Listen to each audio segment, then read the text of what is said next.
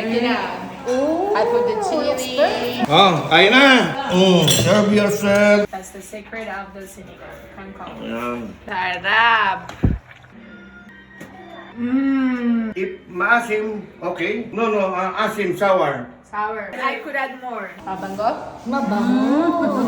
That's the Filipino staple. Yeah. Number 1. Yeah, adobo and sinigang. Pray. That's the cherry on top. Kain. Let's see. Halo-halo. That's the healthy halo-halo. So we have muscle recovery, halo-halo, and 2 minutes. You do it like that? No, right? That's how foreigners eating in the Philippines before. You wanna know the secret how to do it? Watch this video. So we have the chef here. What is that? Adobo. Adobo. Yeah. And that one, sinigang, right? Sinigang pork. Oh Sinigang. my god, sarap.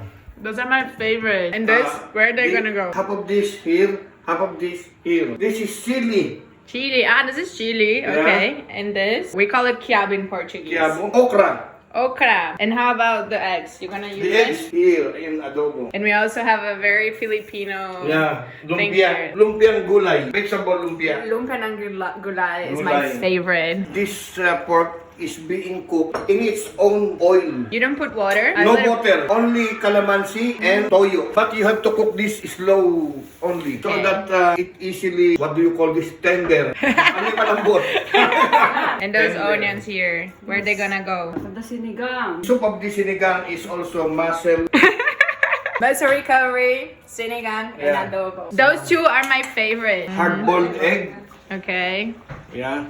Yeah. So you put soy also in there? Soy sauce? Yeah.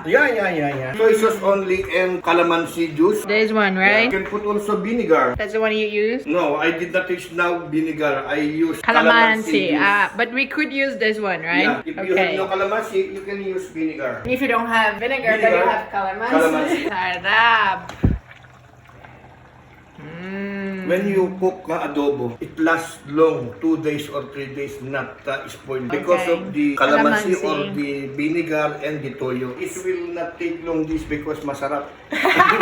If it lasts more than 2-3 days, No. it's not masarap. But so I put this so that spicy little bit. Konti. Kangkong. Kangkong. It's Kangkong. like a Tagalog spinach. Filipino spinach. Okay. This gonna go in the sinigang, Yeah, right? sinigang. Oh, sarap. ah. Almost tapos, malapit na. Malapit na.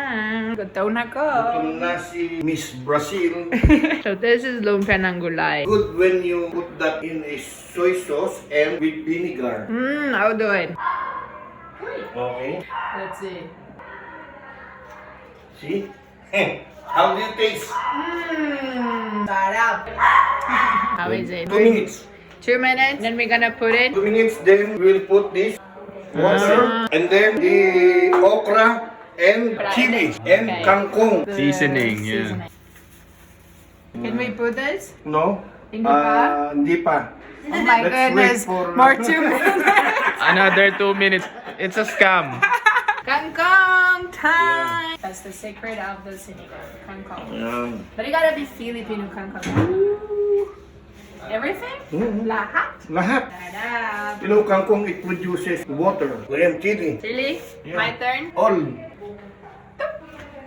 Up. 2 minutes? Yeah, 2 minutes. Oh my. 2 minutes. Yes. Boil.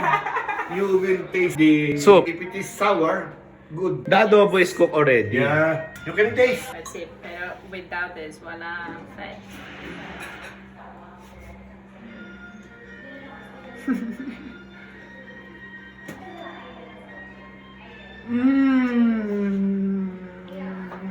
Why you have audience, huh? Okay. Can you taste this? If no. If maasim, okay. No, asim, sour. Sour. I could add more. Sour. Sour. Vinegar, calamansi. Sarap. You taste again. Sour. So, sour. Oh, Finally, okra time. Yeah, okra. Let's go. That's That's quiabo in Portuguese. I don't know in English. Halo halo. That's the healthy halo halo. So we have muscle recovery, halo halo, and 2 minutes. 2 minutes. Supposed to have tomato, labanos, tomato, Gabi. Ah, ito. Gabi. It's there. It's in the... It's powdered. You want more nitro, right? Up, up. Oh, be careful. Yeah. Yung adobo. Check it out. I put the chili. Perfect. Good, right? Smells good. Mabango? Mabango.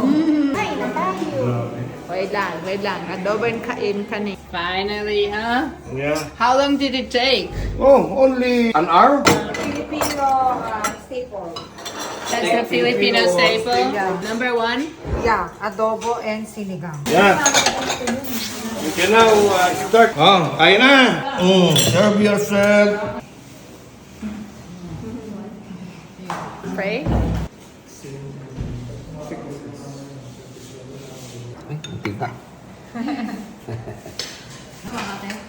You see, that's the secret. Oh, tuka ko yan. That's the cherry on top.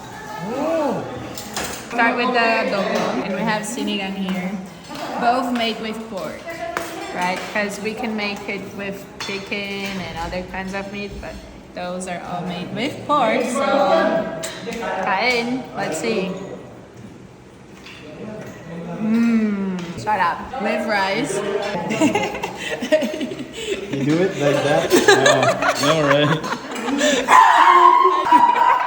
That's how foreigners eating the Philippines before. Good. Okay, now it's ready. Let's try the sinigang. It's hot. Mainit. Gotta blow.